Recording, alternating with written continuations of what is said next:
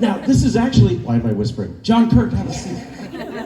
Ladies and gentlemen... John Kirk. Yes. Have a seat. It's a great name. Now, what were you going to say? Well, what I was going to say is I was going to talk about you. I was going to welcome you to the stage, but you were already here. Well, I came in through that door. I had no choice. And then they saw me, and then somebody started clapping, and then the person next to them Was it him? clapping. It was him. That guy right there. And pretty soon, Premature clapper. they were clapping. And then I was stuck. I had to sit down. Well, it's my job to welcome you, so I'm going to say welcome. And, okay, let's just do the applause. Pretend I didn't thank you. And I was going to introduce myself, but we've already done that. And Ladies and gentlemen, John Kirk. Oh, this man. Come on, really, it's John Kirk. It's not Stephen Kirk. No. It's not Seymour Kirk. It would have been James, actually. Now, that would have been silly. Yeah. And so inappropriate. So, as you can see, I'm scrambling to get back on pace at this point. This whole thing is thrown. Yeah, this is it. This is me. I'm sorry. This is me improv. Well, we have friends in the audience. We do. They seem pretty affable people. Yes. We'll wait until you compose yourself. Oh, you're so kind. But you know what? Actually, I've been really lucky to. I'm a writer for Trek Den of Geek, and I've been really lucky to interview the cast of Star Trek: The Next Generation. Have we interviewed before? And you, sir, are the only one that I am missing. So I feel very, very privileged, and thank you for making this happen. So, I don't know if you intended that, but you have made my day. Quite frankly, I've been avoiding you, John. Apparently. Rumor has it. That's funny, that's what Frank said. Do you guys have a club? It's very small.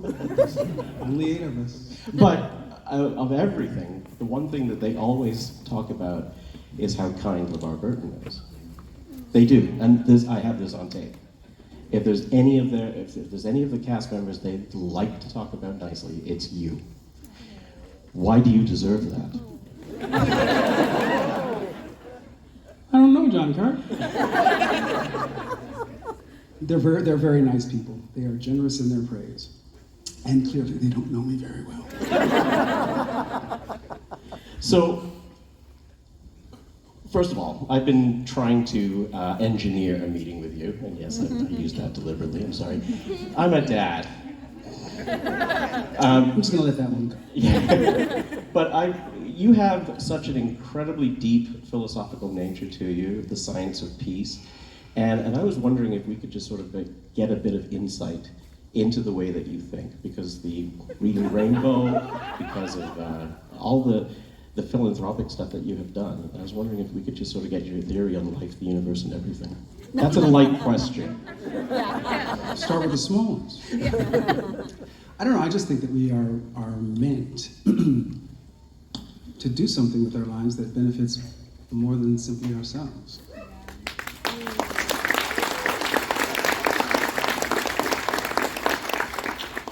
They like that.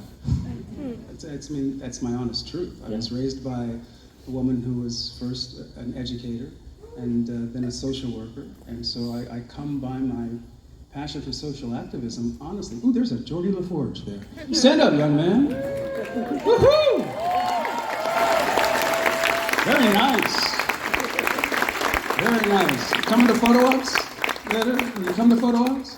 If you didn't buy a photo op, come to photo ops anyway, so we can take a picture.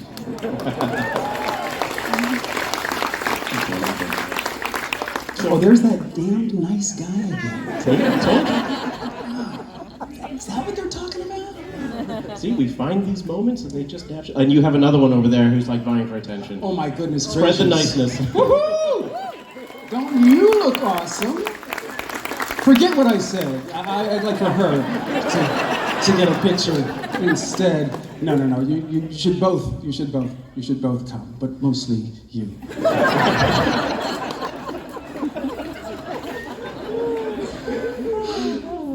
Why did I say that? Because you meant it. It was funny. Timing. So TNG ran from 1987 to 94, and you've been involved with Reading Rainbow a lot more of that. And I'm just wondering if that...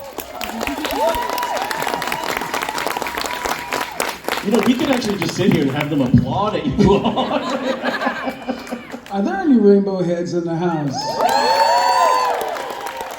Butterfly in the sky. Everybody. I can go twice as high. Take a, it's in a reading rainbow. I love you all. Give yourselves a hand. That was lovely. Now we'll spend some time applauding you. So, was it because of your mother and an educator that you found your way into that? 100%. My mother was my first teacher. My mother read not just to me when I was a kid, but she read in front of me, which is why I turned out the way I did. I believe that all-important modeling is critical for children in terms of their understanding how important the world of literature and the written words is to us as the adults in society. And people ask me all the time, well, how do I get my kid to read more? And I generally ask them two questions. Number one, how often do your kids see you reading? Right? Number two, what's your kid passionate about? Because it's our passions that drive our reading appetites. I've said for years, if your kid loves superheroes, damn it, buy your kid comic books. Seriously. Because I don't care what the gateway drug is. I just want kids to read. And as a teacher, I can definitely... You are a teacher? I am a teacher. You buried the lead, John Kirk. You're too kind. No, but it is hard for teachers, and it's the message for teachers to give to parents is, what do your kids like? Yeah. And to find their passions, to find their interest in reading. But how did your mother know that? Like, I mean, she's a pretty smart woman. We're all teachers in my family. My right. mom, my older sister Letitia, her two daughters, my nieces, my son. If you're a Burton, you're pretty much in the education business. Which is where Reading Rainbow obviously came from. That's in your blood. I come by that passion honestly. It's in my DNA. That's amazing. What do you like to read? A lot of stuff, mostly speculative fiction when I'm reading for pleasure. I don't get a chance to read that much for pleasure these days. And let me explain that. I do this podcast called LeVar Burton Reads. And any listeners to the podcast? God bless you. We are about to start season 11. In every episode of the podcast, I say, I'm LeVar Burton, this is LeVar Burton Reads. And the only thing these stories have in common is that I love them. And I hope you will too. And so it has been, part of my life's journey to share with a certain audience of adults now who grew up on Reading Rainbow, share literature with them. And it's kind of a dynamic that our relationship it's always been around the written word. And I love reading aloud. It's one of my favorite methodologies of storytelling. And so I've been really blessed to be able to do this for 10 seasons, now 11, which I am announcing here today. You're hearing the first. This will be the last season of the podcast. Not for any other reason than that my life just will not allow for the time that it takes to prepare and record the show. There are so many things wanting to happen right now, from Trivial Pursuit, a game show that I'm hosting and executive producing, and a series for CNN, and I still like to direct, and I find myself blessed to be in the rotation on a show called NCIS Hawaii. I just came back from there directing my second episode on that show. I'll be a regular in the cast of Blind Spotting this coming season. There's just so much going on, and the podcast is really labor intensive, and the reason why I haven't had an awful lot of time to read for pleasure these past few years is because I'm always reading in preparation for the podcast and looking for stories, reviewing stories, finding stories for the show, and then recording them, which is also labor intensive. So it's been a great run. I've loved every moment of it.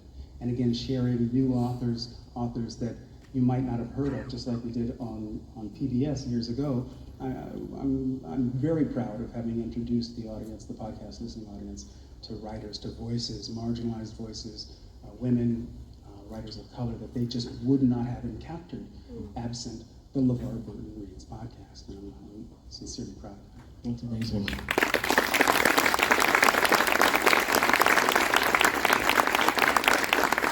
And with that, that's a really good point, because how did you manage to balance Reading Rainbow with Star Trek: The Next Generation? Because you were doing those simultaneously. Yeah, Rick Berman was a children's television producer earlier in his career. Oh, okay. Produced a show called The Big Blue Marble. Anybody ever heard of The Big Blue Marble? Yeah? Yep. OGs in the PBS game. I see you. So Rick knew how important Reading Rainbow was to me. He knew how important it was to America's children, right? So he made it possible for me to always be available. That's amazing. When the show needed me. And I also understand that in obtaining the role for Geordie LaForge, you were approached by Gene Roddenberry. Well, not Gene. Okay. Bob Justman. Okay, see, this is why I asked the questions. Bob Justman. I'm not sure Gene knew. You know what I would imagine? Yeah, I'm pretty sure Gene knew who I was. Based on the list of other folks who were considered for the role of Geordie. Mm-hmm. If he knew who Wesley Snipes was, he knew who Kunta was. I'm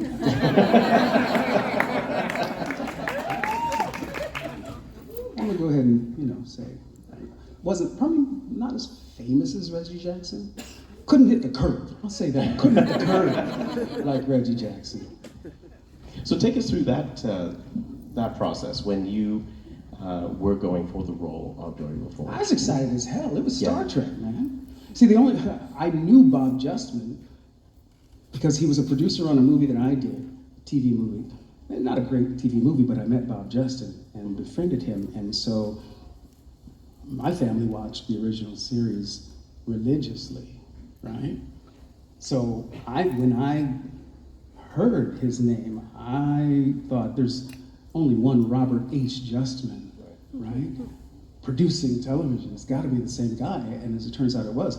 I pumped Bob for a story. I just wanted to know, what was it like? What was it like? What was Gene like? What was Shatner? I just wanted to know. I had a thirst and a real love for that show. And he remembered my passion, and when they were booting up Next Gen, Bob called me and said, "Are you interested?" And I was like, "Absolutely. It doesn't mean I get to meet Gene." He said, "Yeah, probably." It all works out right. And it all worked out. That's fantastic. So what is your favorite Star Trek: The Next Generation episode? Oh no, I haven't seen them all yet. I hear Measure of a Man is pretty good, and one day I'm going to get to it. I swear to God I'm going to see it. I swear to God before I go, I'm going to see Measure of a Man. No, seriously. I love the fact that I haven't seen them all and that I can be so surprised. Mm-hmm. I watch them, they come on late at night, and I don't remember anything that happened. On the screen, it's like it's somebody else. Really? We did that?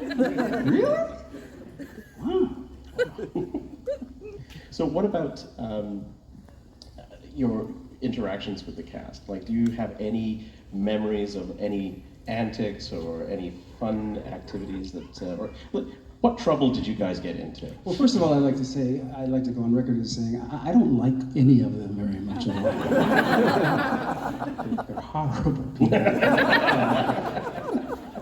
Especially that Spiner guy, eh? He's the worst! Oh my God. That guy was best man at my wedding, and I cannot, for the life of me, I just can't stomach. Lance Spiner. He's got some nerve. He does. He calls himself a friend, I swear. I don't know. So you didn't get into any trouble with it? You guys were as... Oh, we got into plenty of trouble. Oh, see, that's what we wanted? I just can't tell you about any of it. I just, oh no. I would end a few careers. So let's switch gears to your directorial work, and let's talk about getting a certain famous Mr. Clarence Williams to play Omega Clark in Deep Space Nine. Yeah, I saw that it was his birthday the other day and tweeted about it. CW was an amazing human being. I mean, he was an artist. He was an intellectual. You know, he was a brilliant man, brilliant, and such an intense actor. And you know, people say sometimes, don't meet your heroes. You should meet your heroes because you're only going to be disappointed. That man was definitely a hero of mine, and he did not disappoint. That's amazing. Yeah. He was a lovely man. And what was it like to be behind the camera instead of like? I love directing. Yeah. You know what? I see myself as a storyteller. Okay.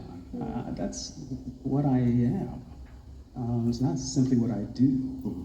And whether I'm acting or directing, writing, producing, podcasting, public speaking, I'm an itinerant storyteller. I go where the story needs to be told. That's great. Yeah. And where the check. Got bills, baby. I got a daughter who has a horse. I have a wife who loves shoes. It's like, you know, the horse has to get shoes too. I'm serious, John. Horses wear shoes. Well, it explains why you would be upcoming in Star Trek Picard. More work. That's a segue. Yeah. If ever I saw one. I'm getting better at these now that we're actually into this. You've really settled into your groove, haven't you? Yeah, I am happy. It's not news, but I am thrilled to be in Star Trek Picard Season 3. I am. And I'm very excited to see it. Yeah. It should be good. It was so much fun. Yeah. So much fun. And is there anything you can share with us? Are you allowed to share? Probably with us? not. Probably not. But would you do it anyway? I will. Yes. My daughter, Mika Burton, plays one of Geordie LaForge's two daughters. But you didn't hear that from me. It's our secret. And we make sure that this won't go on the internet. And we'll turn off those cameras over there. And we'll all sign all of you to secrecy documents. Are you recording me? No. I'm so screwed. Okay, I think at this point, this is time for everybody else to have as much fun that I'm having as well. So I think we've got a microphone set up right there because, yes, we do. I can see it. I'm just blinded by the lights. And if you can make sure that you don't touch the microphone, otherwise, where's Chrissy? She will find you.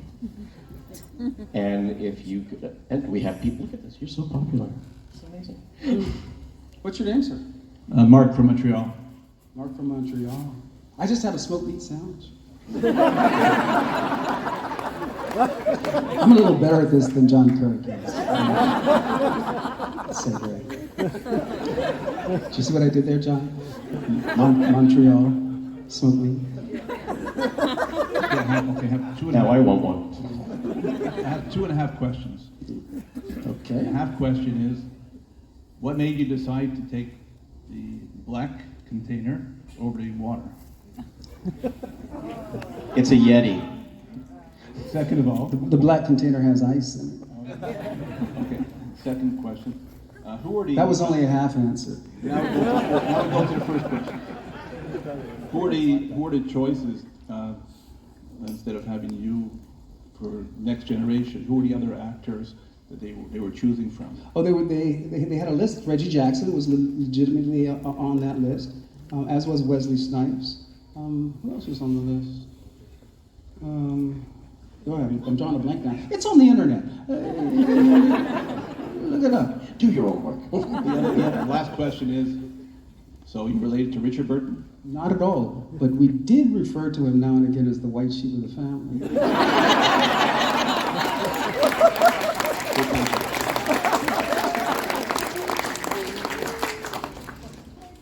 I cracked up John Kirk.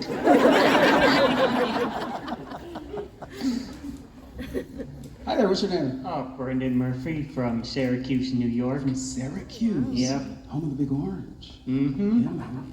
Yep. So Can you sing the Syracuse fight song? no, I'm not that. Next, please. So my But you think all this is just me entertaining? I come here to be entertained too. Okay, what's your question? Okay, so going back to the directional stuff, I was curious that when you helmed the Disney Channel movie Smart House, I was just curious where that whole idea and concept came from, if it originated from anywhere specifically. Do you know what the gentleman was referring to? The Disney Channel original movie Smart House?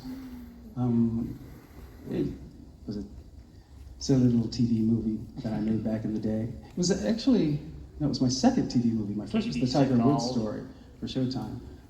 Smart House was a blast to do, and I got to do it with Jonathan West, the DP from our show from Star Trek, and Chris Crosscove, the camera operator, who later DP'd a feature film for me that I directed. The professionals that we met over the time and worked with on Next Gen are some of the most wonderful. I don't have, I've been doing this most of my life since I'm 19. This is really the thing that I love to do, and to be able to make a living doing it has been a phenomenal journey. Part of that journey has been working with and beside and learning from amazing artists and artisans, and being able to work with them on other projects outside of Trek has been really, really fulfilling for me. Thank you very much, Burton. Thank you. Have you learned the song, okay? Because the next time I'm here, I'm going to expect you to sing it. Full voice. None of this pantomiming shit. Okay.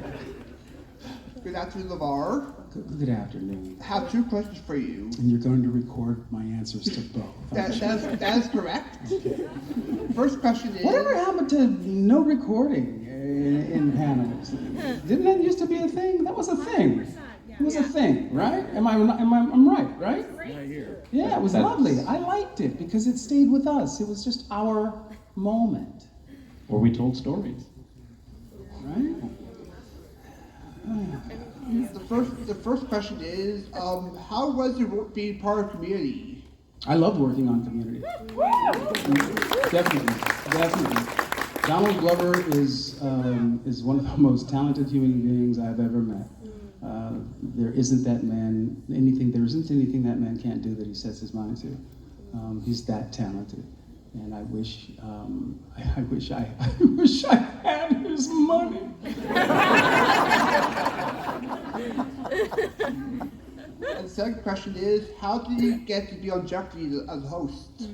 You'll have to ask Ken Jennings question, or Maya Bialik, if you happen to be standing next to her.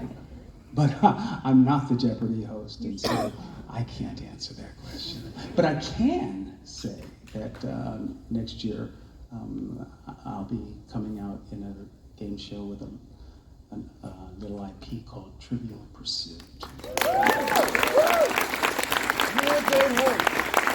And I encourage you to check us out, because I'm very excited about the game. I think we've created a tremendously fun game to play both at home and if you're a contestant in studio.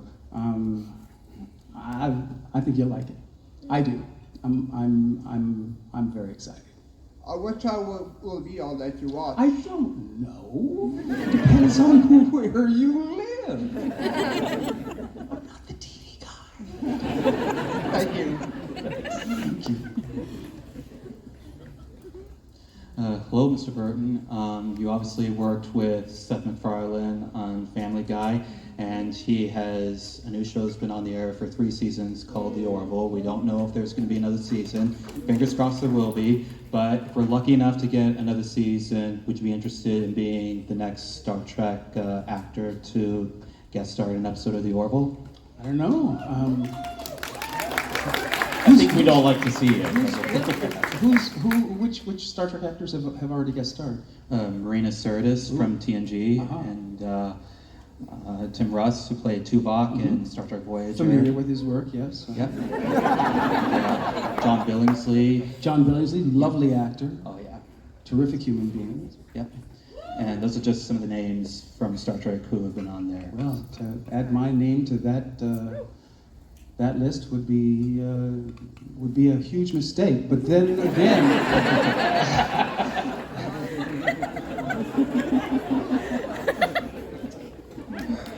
don't know. It's like there's a little angel on my left shoulder. What am I right?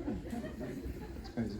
Anyway, yeah. If Seth asks, and if it's a good part, and if I'm available, and the money's right, it's a done deal. Thank you very much. Thanks. So everybody, please get out your phones right now and tweet Seth MacFarlane. Dear Seth. Hi there. Hi, my name's Amy. Hi, Amy. Just pleasure to meet you, and I'm sure I speak for everybody. We're glad that you came today. Can Amy speak for everybody?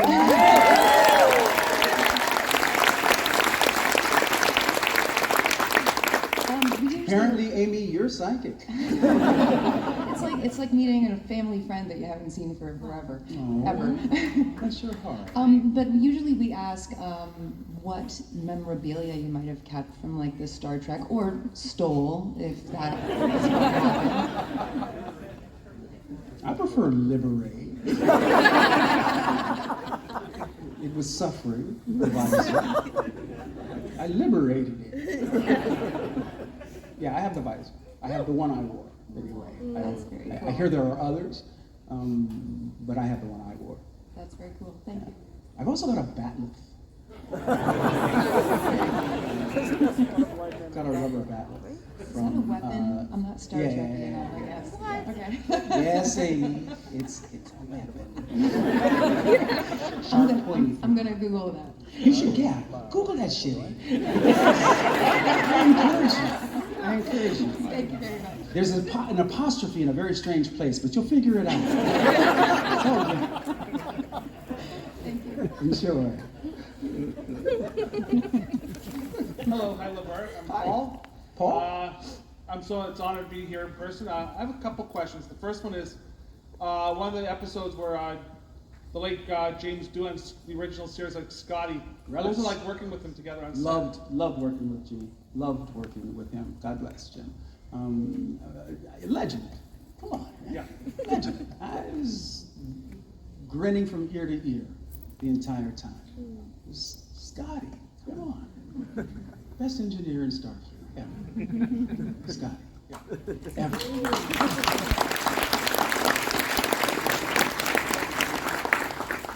And the second question is of the Star Trek original series and the movies, which is your favorite Star Trek movie in the original? Voyage Home. Come on. There's not even a... Get away from the microphone, man. Let somebody with some sense have a chance. Come on. Go. Off with you. Yes. Which is your favorite? And a nod to Wrath of Khan. Colonel Montalban rocks, but it's about the whales. Am I wrong? It's about the whales. All right. Hi. Hello. My question is actually about roots, and what was your process for preparing for playing Kunta Kinte? Growing up a black person in America. I am not lying. That's all the preparation I needed. I knew from the moment I read the first scene for the audition, I know who this kid is. I know exactly what he's going through. I had no trouble at all imagining myself in those situations. Although that's not actually awesome. That's an awesome answer, thank you. But it is the nature of the power of storytelling, right? Yeah. Thank you. Thank you. Boy, you really brought the room down.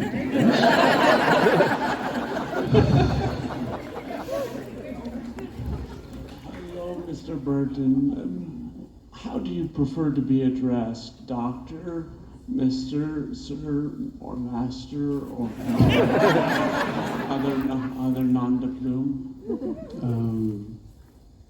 Kunta works. I call myself Kunta all the time. I come into a city, I tweet, Kunta's in the house, y'all. Oh, I didn't do that when I came into the T-Dot last night. I will have to rectify that. First of all, let me say, I love this city. I've spent a lot of time here over the years. I haven't been to Toronto in some time, and it's just really good to be back in one of my favorite cities on planet Earth. Directed a feature film here called Blizzard. Anybody remember Blizzard? Christmas movie about, say again? 2003. Yes. Was it that long ago? Seriously? 2003. Oh. Wow. Anyway, I had an apartment at Bay and Bloor. The entire time. I know, like, what a swanky address, right? I'm sure the building is gone. They've razed it to the ground and built something monstrously large on the site, I'm sure, by now. It's a good stereo place? At Bay and Bay Bloor? Blue Radio is still there. They took the apartment building and put a stereo place there? Oh, one side is the apartment, so the apartment may still be there. At that time, they were building something huge in back of it, and I recognized that view, beautiful view, was going to be gone.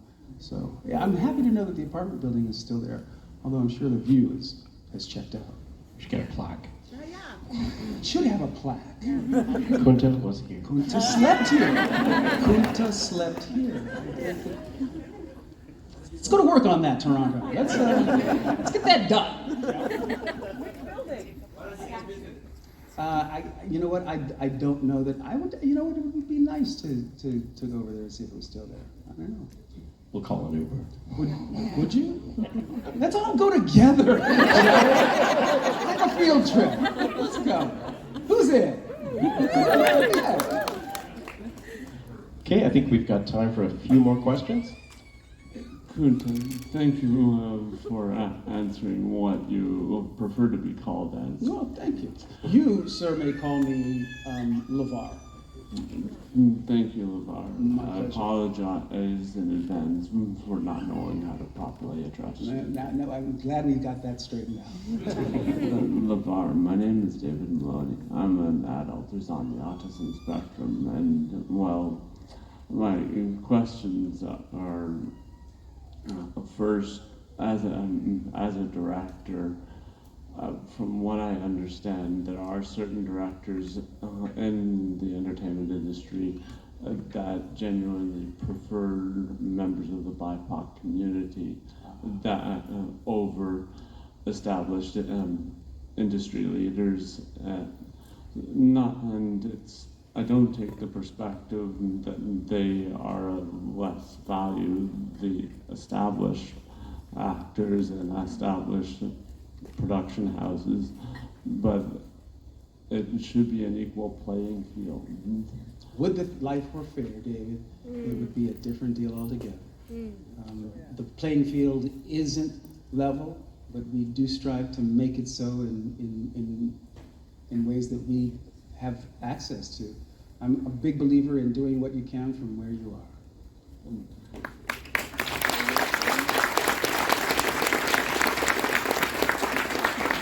As a board member with Autism Ontario and a self-advocate, I genuinely thank you for that. Thanks, David. And my second question... No, we should probably let the person behind you ask the next question.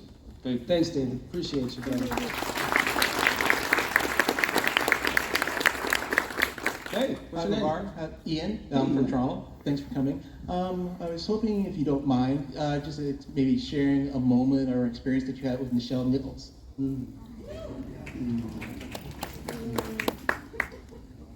Every time I would see Nichelle, even in sometimes, like in later years, I was never sure whether she recognized me. No, I'm being quite candid. And so when she did, right, when I got that sparkle of recognition, right, and I knew that I was connecting with her, that, you know, that was, I hold those moments really precious and dear.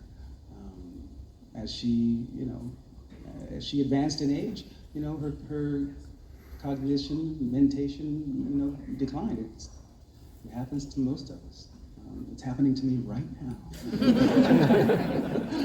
So I really do treasure those moments in the past few years when we would encounter each other, and I could tell she knew that I was sitting next to her. Thank you.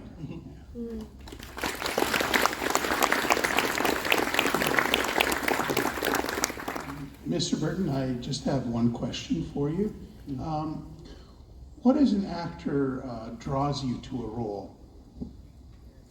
What as an actor draws me into a role? Sort of like how does, what makes you think, I want that role?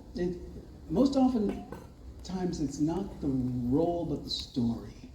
On the occasion when it is the role, there's something that I am able to see in the character that I think I can bring some truth to. Sometimes it's always a challenge, but sometimes that challenge is very scary and intimidating, and when I encounter that feeling inside of myself, I know that it's something that I should really, if I'm trying to avoid it, right, it's generally a good indication that that's exactly where I should focus my energy and attention, move towards the pain point, right? I believe if we are willing to sit in the discomfort of life, there's a gift there for us if we're willing to just breathe through the pain, breathe through the discomfort to get to the goodie, is what I call it, right? Life has always got a goodie for you on the other side of a difficult moment. Thank you very much. And I think in the interest of time, this has to be our last question. Oh, I'm sad. Yeah, but that's why I said it. Okay. That way you can- Hi, I was wondering who your most inspirational person in your life is. Hands down, my mother, Irma Jean Christian. Whenever I get a chance to say my mother's name in public, I do. Irma, E-R-M-A, Jean, G-E-N-E. Irma Jean. I'm the man that I am because she was the woman that she was. Yeah, without question. Thank you so much. Yeah, thank you. Just the last person. Oh, she's staff. Never mind. Okay. Thank you all very, very much. Ladies and gentlemen, LeVar Burton. I really enjoyed my time with you. Thank you for your time, for your energy, for your attention. I'll see you next time, but you don't have to take my word for it.